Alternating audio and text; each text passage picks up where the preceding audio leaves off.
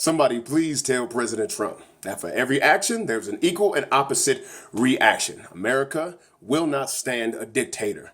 And that's what the problem is that he's not a student of history. The fact is that he's moving so fast, and because he doesn't understand how successful dictatorial regimes actually work, they use the principle of gradualism. He is not doing that. And so we have blowback now. I'll talk about that in the second chapter of my book, The Law of Action. It talks about how the word karma actually means action and how there's this delayed reaction in the physical universe that causes what I call the echo chamber effect, where what you set in motion takes a little bit longer to come back around to you and through channels that you may not anticipate. And that's how these moving parts tend to work. And so what's going on right now is that all this speed that he's putting into trying to live up to his campaign promises is pissing people off too goddamn fast. And he's doing it because that's what his ego told him to do. And so we know about some basic fracturing. We know about what's happening between America and the president of Mexico right now. We understand the complete absurdity of what happened to the Muslim American travelers yesterday who were caught up at the airports, were not allowed, even if they had visas. But what's interesting, and people are not looking at this shit, is the fracturing happening in the white world, the white community. And I think that this is actually the most volatile situation, and people are overlooking this. But I took a couple of notes. First fracturing that we have right now is Steve Bannon versus the media.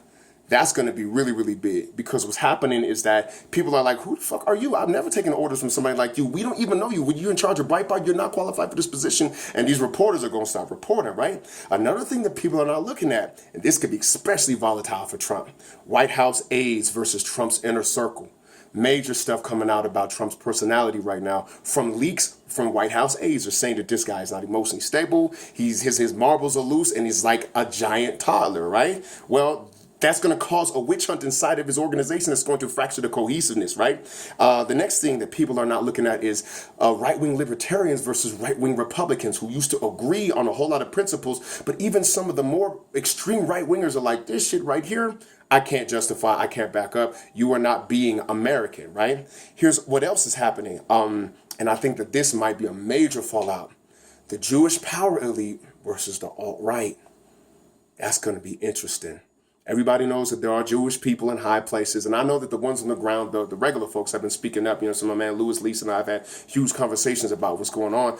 But the Jewish power elite is sitting back right now, and we ain't really heard from them in terms of power moves, but they're a very, very crafty bunch, and they will be making their moves, and it's going to be pretty ugly when they finally do.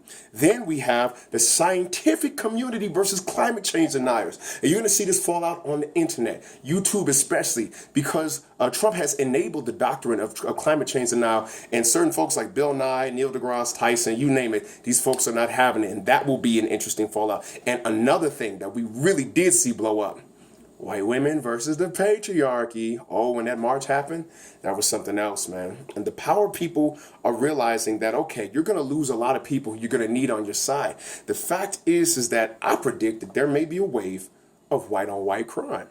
Oh, yeah. And politically motivated. And here's how I believe that this is going to be the case.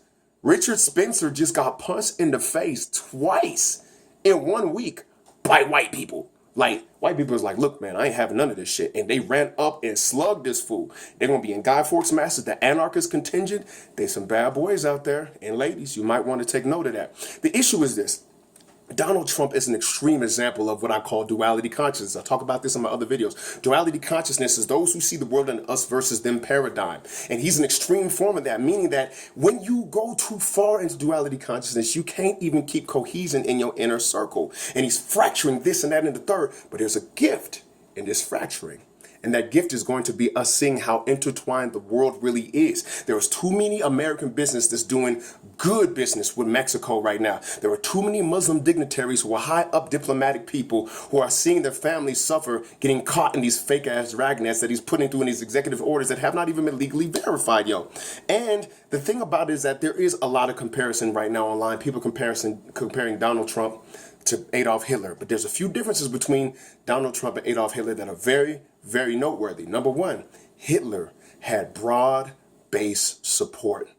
Everybody had Hitler's back. The climate of fear was such in Nazi Germany that nobody wanted to be looked at as a dissenter. Americans don't give a fuck about that shit. From the highest levels of the media on down to the street, bloggers, you name it, people are raising their voices in dissent. And this is why it's important, because with broad-based dissent, you cannot win the psychological warfare battle.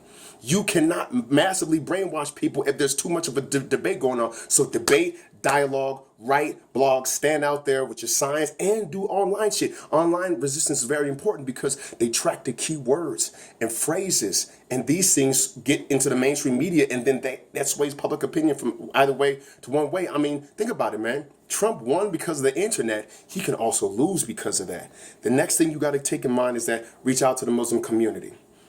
Reach out to the Muslim community. Like, start to befriend these people. Like, understand what y'all have in common. Do not be Europe out here, because Europe, that Brexit shit just freaking lambasted the Muslim community. It was a terrible, terrible thing that happened. And we cannot make that same mistake because there's too many of them here. And reaching out to Muslim people is a very, very American thing to do. Please make sure that you do that.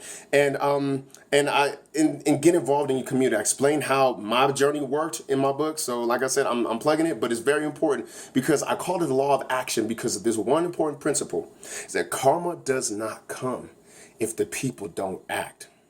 I repeat, karma don't come if the people don't act. You have to get involved. Inaction is not an option in these times. So I'm your man, Theo E.J. Wilson. Had a dialogue in the comment section. Let's talk about that. Peace.